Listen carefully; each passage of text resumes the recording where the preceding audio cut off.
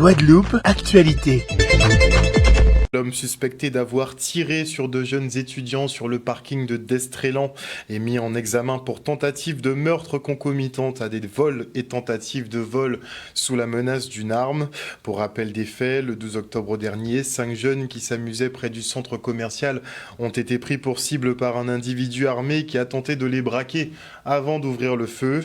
2 jeunes de 20 et 22 ans ont été grièvement blessés et bien que leur pronostic vital ne soit plus engagé, leur état de santé reste préoccupant.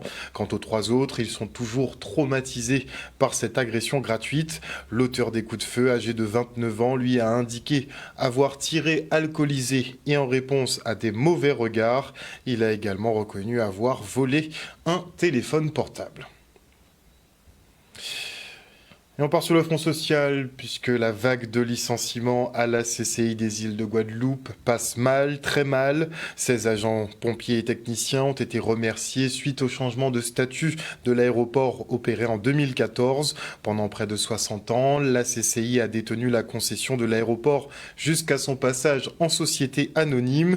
Dès lors, les salariés auraient eu 10 ans pour être transférés vers la structure aéroportuaire, ce qu'ils n'auraient pas fait selon la direction. Une demi-vérité pour les salariés qui expliquent que la concession appartient toujours à la CCI par le biais de la SAGPC. Regardez. Nous sommes mobilisés parce que depuis le 16 août, la Chambre de commerce et d'industrie de Pointe-à-Pitre a notifié à un certain nombre d'agents leur licenciement. Donc nous nous sommes mobilisés depuis le 12 août, fin de la mise à disposition fantôme qu'ils nous ont appliqué. Donc, ils nous ont mis, avant la fin de cette mise à disposition, dès le 9 août, en dispense de service, ce qui n'est pas statutaire. Et au 16 août, ils nous ont notifié un certain nombre de licenciements.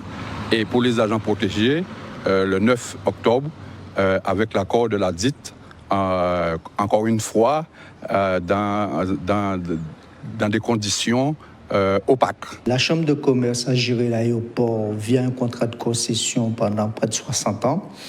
En 2014, l'aéroport a été passé comme les grands aéroports de France, et l'aéroport est passé en société anonyme, dont le capital est détenu majoritairement par l'État. La loi a prévu la mise à disposition du personnel anciennement affecté à la chambre, personnel chambre. La loi a prévu une mise à disposition au sein de l'aéroport pendant une durée maximale de 10 ans. Nous sommes arrivés au terme de cette échéance, le 12 août donc 2024.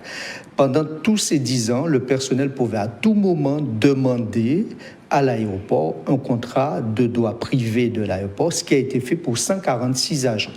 Nous avons eu 29 agents qui n'ont pas demandé donc, de contrat à l'aéroport. Pendant 2 ou 3 ans, la Chambre les a accompagnés avec l'aéroport pour pouvoir donc, leur donner toutes les garanties, parce que c'était prévu par la loi, donc de maintien des acquis. Parmi ces 29 agents, 16 agents ont décidé volontairement de ne pas souscrire ce contrat de l'aéroport, donc ont décidé volontairement de ne pas poursuivre leur métier. Il faut savoir que l'aéroport est géré par la CCI. Pourquoi l'aéroport est géré par la CCI? Parce que la concession appartient à la CCI. Pour que la CCI puisse garder cette concession, l'État lui a permis de créer une société. La CCI a apporté par un traité d'apport la concession d'outillage public de l'aéroport à la société SAGPC qu'elle a créée pour garder cette concession. Sinon, ce serait l'ouverture à la concurrence et la CCI n'aurait pas pu certainement garder la concession de cet aéroport. La Chambre ne gère plus d'aéroport. Dès lors, nous avons 16 collaborateurs qui sont affectés à des métiers du secteur aéroportuaire. La Chambre ne gérant plus d'aéroport, nous avons mis en place une procédure de suppression de postes. Nous avons essayé de reclasser les agents conformément aux dispositions statutaires.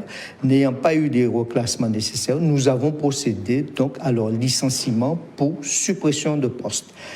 Il est clair qu'il n'y a pas de licenciement par la Chambre volontairement. Le licenciement n'est que la conséquence du choix délibéré de ces personnels affectés de ne pas poursuivre leur métier au sein de l'aéroport. Nous sommes en résistance. Pourquoi ? Parce que nous avons saisi les tribunaux par un référé, suspension, et ensuite au fond. Donc nous attendons la décision du tribunal le 14 novembre 2024. Donc et par la suite nous verrons comment ça se passera. En principe, selon ce que dit la loi, nous devons réintégrer de plein droit notre poste de travail parce que là, comme je vous ai dit, la loi Pacte permet à la CCI de continuer à gérer ses agents. Un reportage d'Olivier Félix et Maxime Morel. Et demain, c'est la traditionnelle révision du prix des produits pétroliers fixée par la préfecture et le samplon reste stable à 1,79 €. Le gasoil baisse d'un petit centime et passe à 1,64 € le litre. La bouteille de gaz, elle, augmente pas mal avec 1,36 € de plus et vous coûtera donc 24,07 € pour ces 30 prochains jours, à savoir que le prix des carburants en Guadeloupe est en train de rejoindre celui de la France. Et on enchaîne avec cette remise de chèque de la ville des Abîmes à la Ligue contre le cancer. Donc le maire, il est garant il est garant tout court de la santé de ses administrés. Et depuis le mois d'octobre, nous savons qu'il y a l'opération Octobre Rose. Et les agents de la collectivité, avec les élus, ont entamé une belle initiative en faisant un recueil de dons pour lutter pour la lutte contre le cancer. C'est dans ce sens que ce matin, il s'agit tout simplement d'une cérémonie de remise de dons, un don de plus de 1300 € que nous avons remis à la Ligue contre le cancer. Alors, ça représente beaucoup, ça représente l'implication des salariés, des élus et de la population, on peut dire, abimienne, à côté de la Ligue contre le cancer pour mener ces actions, des actions de prévention, de sensibilisation et particulièrement en ce mois d'Octobre Rose, de campagne de lutte contre le cancer du sein, des actions de prévention contre le cancer du sein.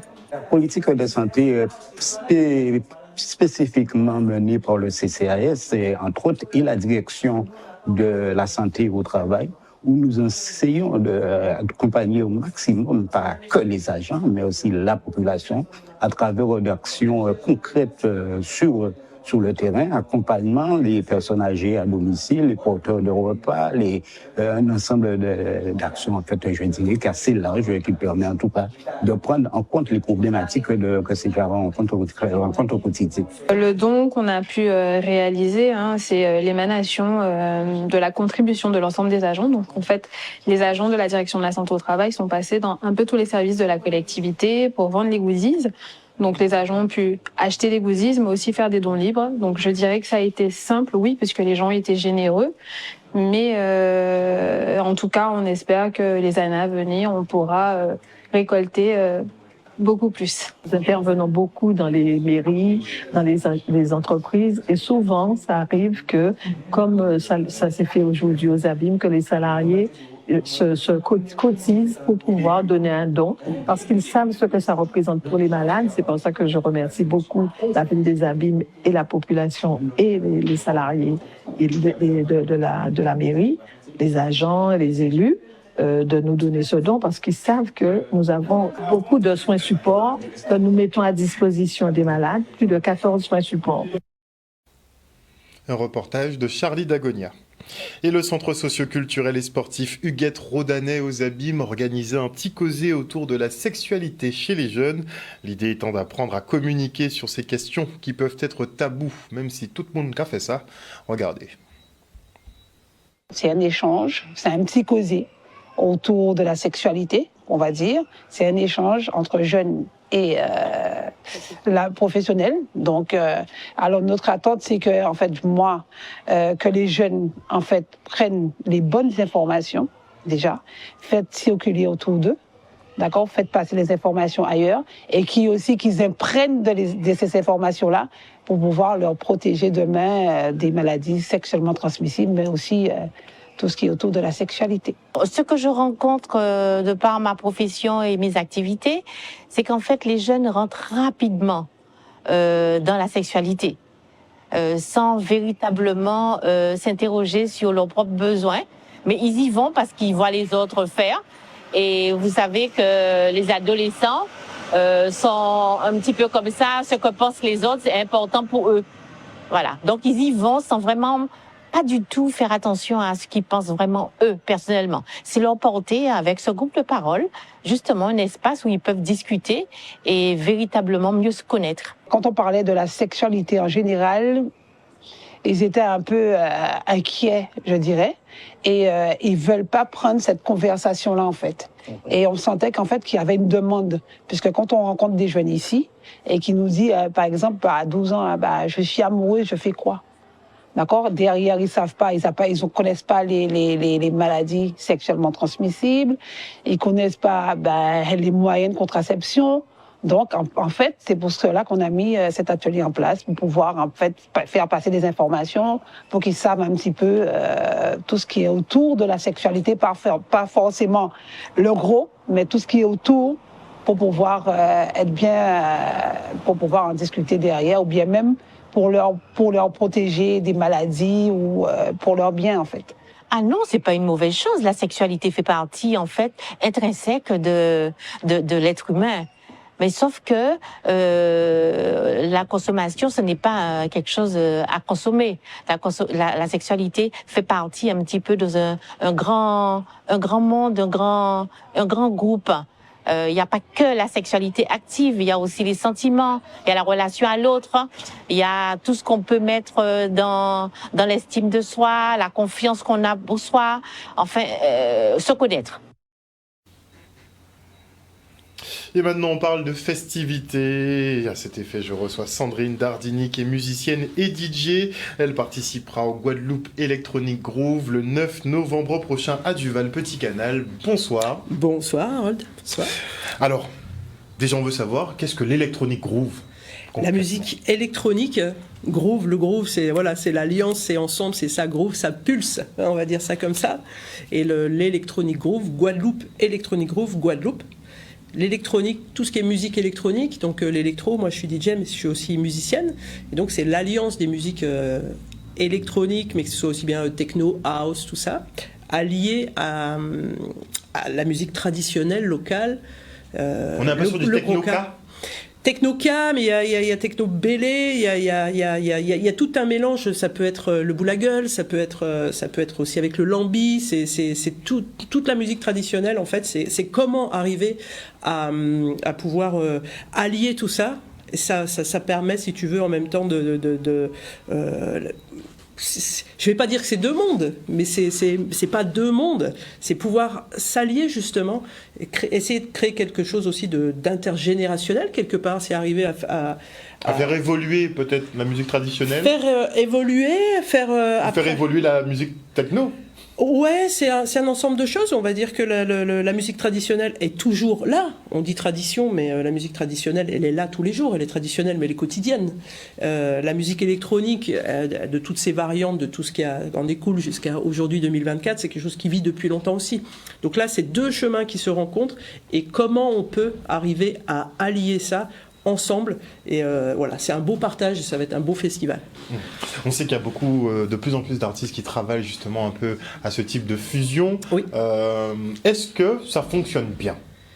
Mais ça fonctionne, j'ai envie de dire, c'est un petit peu comme tout, ça va fonctionner, ça peut que fonctionner à partir du moment où on a une rencontre. Quoi qu'il en soit, ça fonctionne déjà parce qu'on se rassemble.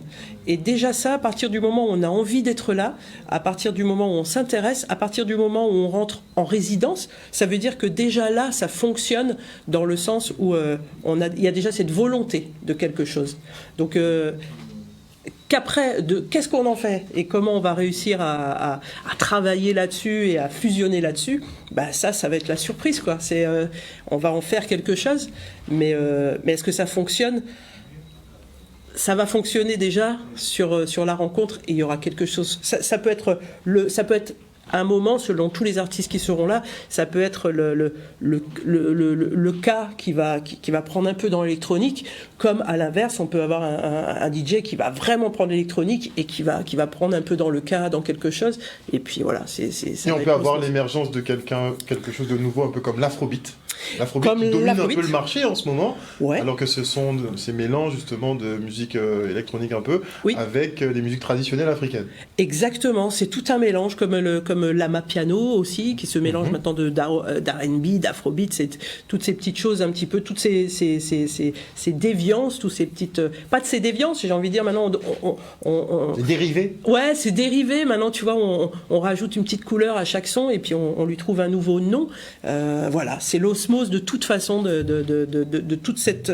tout ce que Internet aussi nous donne, aussi qui nous permet justement tout le streaming, tous ces sites qui nous permettent d'aller écouter de la musique, de pouvoir l'utiliser, de pouvoir la rencontrer, cette musique, et chose qu'on n'avait pas avant on achetait nos vinyles, nos disques et tout ça. C'est vrai que maintenant, grâce à Internet, on peut aller chercher un petit peu plus loin, et justement tout ce mélange crée vraiment des belles choses. Alors, à quoi aura droit le public justement le 9 novembre prochain ? Alors, à quoi aura droit le public ? Alors, si je parle en mon nom, puisque moi je vais être en tant que DJ et en tant que musicienne aussi, parce qu'à la base je suis pianiste et j'ai fait le conservatoire de jazz, de piano.